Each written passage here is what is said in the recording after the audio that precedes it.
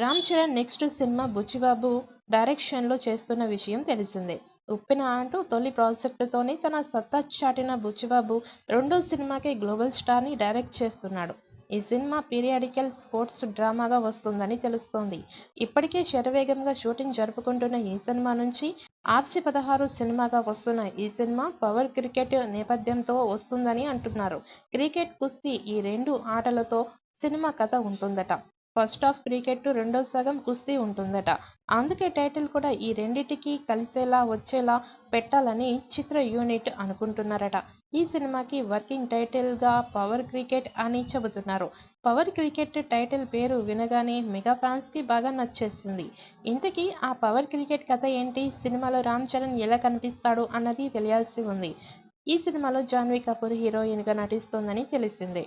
Academy winner AR Rahman ఈ సినిమాకి music అందిస్తున్నారు. ఈ సినిమాకి సంబంధించిన అప్డేట్స్ కూడా వరుసగా వస్తున్నాయి.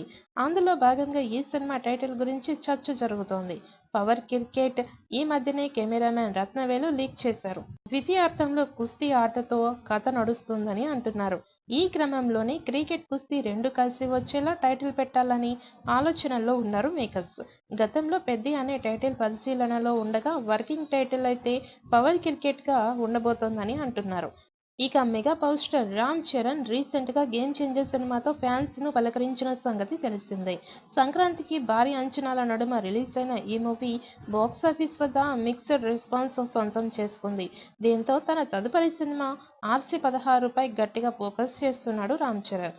మరి ఈ చిత్రం ఎలాంటి రికార్డ్స్ క్రియేట్ చేస్తుంది అనేది చూడాలి.